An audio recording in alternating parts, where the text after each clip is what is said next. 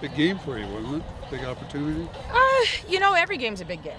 I think we can't put more weight on one or the other. I think we have to approach every game with the same mentality. And so for us, obviously disappointed. 16 shots to 2. So that's definitely something that we're disappointed in, giving up a goal. But there's a lot of positives. We played some good soccer out there. We created a lot of opportunities. We were able to get some fresh legs in there, and I thought we were going to get one at the end there. When you had the scramble up the corner and everything else. Yeah, there's some scrambles in there.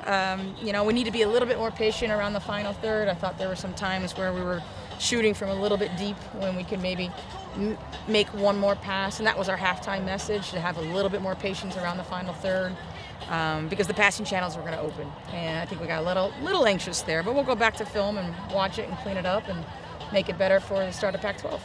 How big of though they followed that game plan pretty true to your hopes that way, though, didn't they? They were fairly disciplined in doing what you wanted them to do. Yeah, for the most part. Obviously it's nice when we're able to overload the flanks and get our outside backs going forward. I thought there was some good movement. Obviously disappointed not to get that goal, but give Portland credit. They had some defenders there that were able to pick off passes.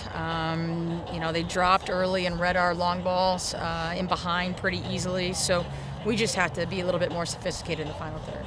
How big of a factor do you think not having Caitlin Wong in that back line contributed towards a tough loss? Whenever you lose your captain and a beast back there, it is tough. People are shifting around. Their roles are shifting around. Caitlin hopefully we'll have back here in a couple weeks, so that would be nice. But, Michelle Rocky played really well today. I thought she's just really coming around, being a junior and starting to play that way. So, we're going to work on some set pieces, defending set pieces, and we're also going to work on some just attacking the ball out of the air. A lot of coaches might take the time between non-conference and Pac-12 to sort of evaluate things. Do you do that, or you just kind of keep roaring ahead? I don't know. What's your philosophy on that? Absolutely, we have to reevaluate.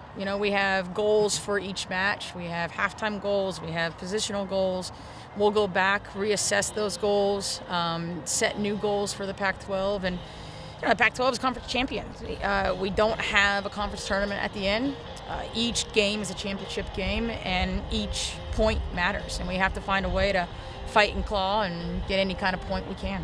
How do you feel going into this season compared to, say, the last couple of years? I feel good. I feel like, we can score goals. I think we jinxed ourselves a little bit by saying we've scored in every game so far, but we have the ability to score goals. We have some great players. We have some midfielders in depth of the midfield that we've been lacking before. So it's nice to be able to move people around and know when we make changes, the level of our game isn't dropping. We're able to just continue to push. Don't exactly ease into the conference schedule. No, we don't. We go for it. We got Stanford, USC, UCLA. So all three ranked in the top 20, which is great.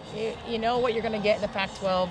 Every game is a battle. Every game matters. But, conference play has started all over the country, and you're seeing, Florida losing, who's fifth in the country. You're seeing, you never know what you're going to get with conference play. So I think we have to not worry about the name on the chest of the team that we're playing and really make sure we play our game.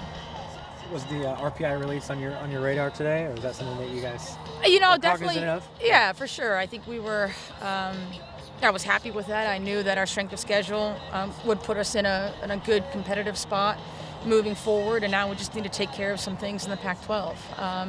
But like I said, it's one game at a time. The RPI takes care of itself. The biggest component is winning.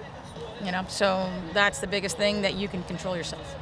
Do you look at this game as an example for some of the teams you'll play in Pac-12 in terms of passing? A lot of triangle passing in the midfield from Portland? Portland's good. They can play 5v2 all day long, on the flank, and they'll keep the ball.